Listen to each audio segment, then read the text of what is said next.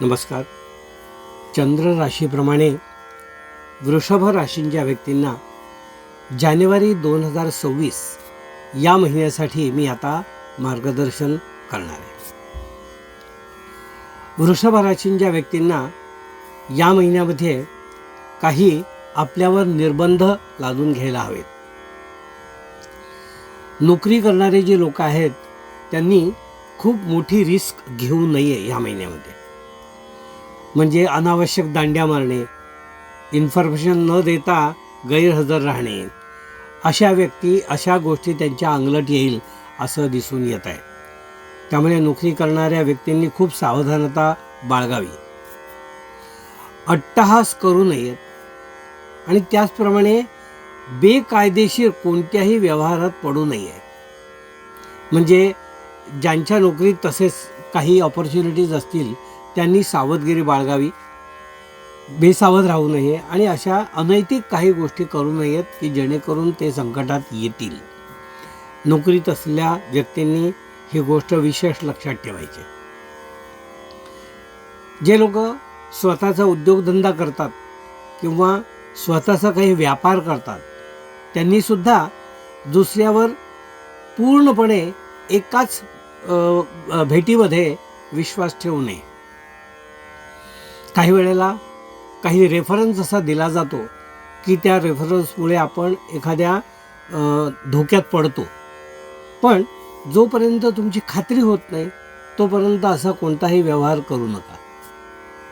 अगदी जमिनीच्या बाबतीत सुद्धा असा व्यवहार करू नका. बेकायदेशीर कृत्य करू नका, कारण हे तुमच्या अंगलट येण्याची संभावना आहे. मी वारंवार सांगतो आहे वेगवेगळ्या उदाहरणांद्वारे, कारण तुम्ही सावधगिरी बाळगावी हा याचा हेतू आहे. कारण जर आपण सावधगिरी बाळगली नाही तर कुठल्या तरी संकटात सापडून नको तो खर्च आपल्या माथी येऊ शकतो.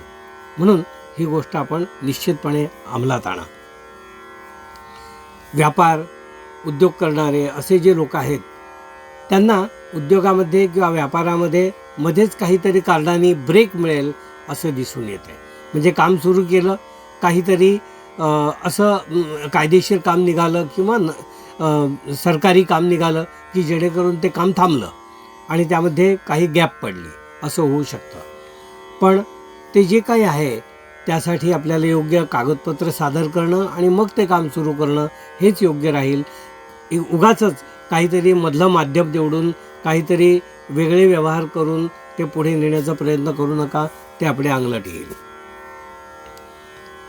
जे स्वतः उद्योग करतात किंवा ज्यांना आपल्या रोजंदारीवर ज्यांचं पोट भरायचं आहे किंवा असे कॉन्ट्रॅक्टवर काम करणारे लोक आहेत त्यांना थोडंसं ह्या कामामध्ये अडथळे दिसून येतात.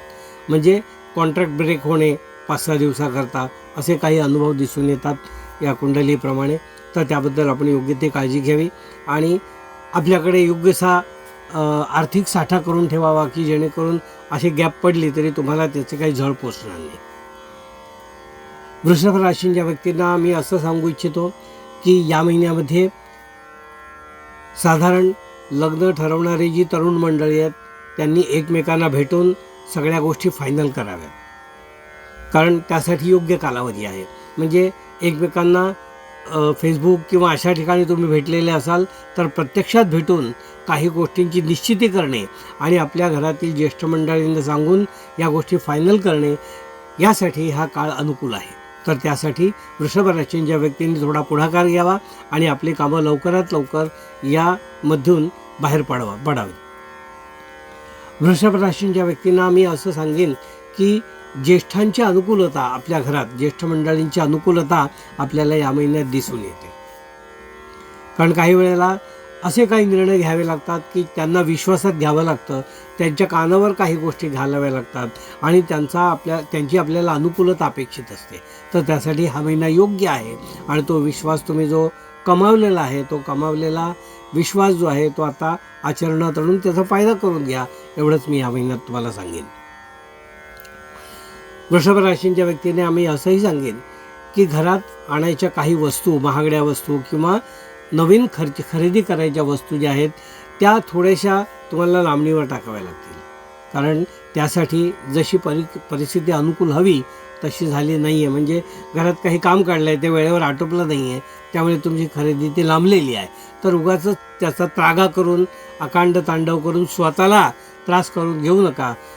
जी गोष्ट ज्यावेळी होणार त्यावेळी होणार, थोडा धीर धरा, असाच सल्ला मी या ठिकाणी तुम्हाला देईन. वृषभ राशीच्या व्यक्तींना मी असं सांगू इच्छितो की या महिन्यामध्ये विद्यार्थ्यांकडून तुम्हाला चांगलं यश अपेक्षित आहे असं मी सांगू इच्छितो. जे पालक आहेत त्यांनी वृषभ राशीच्या विद्यार्थ्यांकडून योग्य ते आउटपुट मिळवण्यात यश मिळवावं. म्हणजे मुलांना वेळोवेळी प्रेरणा देणे, त्यांच्याकडून त्यांचा रिझल्ट योग्य प्रकारे आपण करून घेणे, हे सगळं तुमच्या हातात आहे. तर वृषभ राशीच्या विद्यार्थ्यांना तुम्ही प्रोत्साहन देणे हे पालकांच्या हातात आहे. म्हणून वृषभ राशीच्या विद्यार्थ्यांना अनुकूल हा कालावधी आहे. म्हणून त्यांच्या ज्येष्ठ मंडळींनी म्हणजे घरातल्या पालकांनी यासाठी त्यांच्याकडून अनुकूल असा आउटपुट काढून घ्यावा. जी मुलं परदेशात जाऊ इच्छितात वृषभ राशीची मंडळी शिक्षणासाठी किंवा अन्य काही कारणासाठी, त्यांनी थोडा आपल्या कामाला वेग द्यावा. त्यासाठी जे काही प्रोसिजर आहे त्या प्रोसिजर लवकरात लवकर संपवण्याचा प्रयत्न करावा, कारण त्यासाठी अनुकूल दिवस मला दिसून येत आहेत. म्हणजे त्यांचं परदेश गमन जे आहे ते लांबणीवर पडणार नाही, झटपट सगळ्या गोष्टी होत राहतील. वृषभ राशीच्या व्यक्तींना मी असं सांगेन की आपल्या घरामध्ये छोट्या छोट्या कारणावरून वाद घालू नये. काही वेळेला असं असतं कारण छोटंसं असतं, पण त्याचा उगाच चर्चेने मोठा केला जातो तो विषय. तर चर्चेने हा विषय कोणताही मोठा होऊ नये. वाद जो काही असेल तो एक मुद्दा जो आहे त्या मुद्द्यावरच डिस्कशन करावं, त्याला अन्य मुद्दे जोडू नयेत, नाहीतर ते नेव्हर एंडिंग होईल आणि त्याचा त्रास तुम्हाला होईल. म्हणून वादाचे मुद्दे जे आहेत ते थोडक्यात संपवावे. घरगुती मी सांगतोय ते लवकर संपवावे थोडक्यात असंही मी सांगू शकेन. त्याचप्रमाणे जे लोक सर्व्हिस इंडस्ट्रीमध्ये आहेत, जे सर्व्हिसेस लोकांना देतात, त्यांना क्लायंटकडून काही कंप्लेंट ऐकाव्या लागतील आणि त्या कंप्लेंट रास्त असतील तर तुम्हाला ते समजूतपणे घेऊन समजूतदारपणे त्यांना त्याचं उत्तर द्यावं लागेल. उगाच राग येऊन किंवा अढी मनात ठेवून याच्यावर सोल्युशन मिळणार नाही. म्हणून वृषभ राशीच्या व्यक्तीने ही गोष्ट लक्षात ठेवा.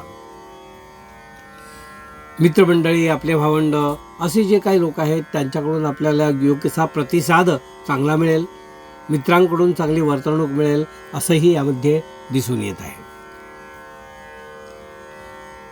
आपले हितशत्रू किंवा गुप्तशत्रू जे आहेत त्यांच्या कारवाया थोड्याफार प्रमाणात ॲक्टिव्ह राहतील.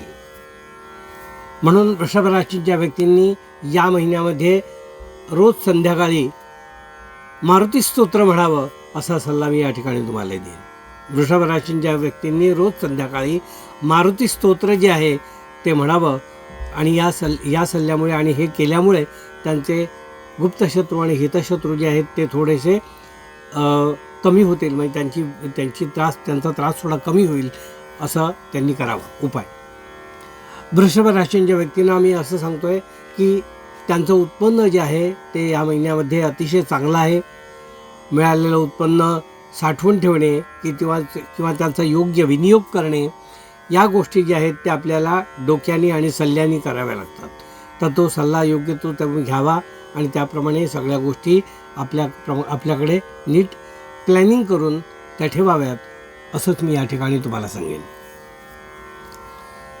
वृषभ राशीच्या व्यक्तींना मी असं सांगेन की साधारणपणे या महिन्यामध्ये पूर्वार्धामध्ये, जानेवारी महिन्याच्या पूर्वार्धामध्ये प्रवास करताना आपल्या पायाला काही दुखापत होणार नाही ना त्याची काळजी घ्यावी.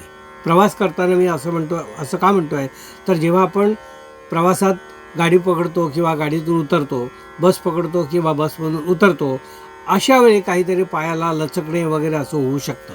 म्हणून प्रवास करताना थोडी आपण काळजी घ्यावी. वृषभ राशीच्या लोकांनी असाच मी या ठिकाणी तुम्हाला सल्ला देत आहे. हे होतं वृषभ राशीच्या व्यक्तींना मार्गदर्शन.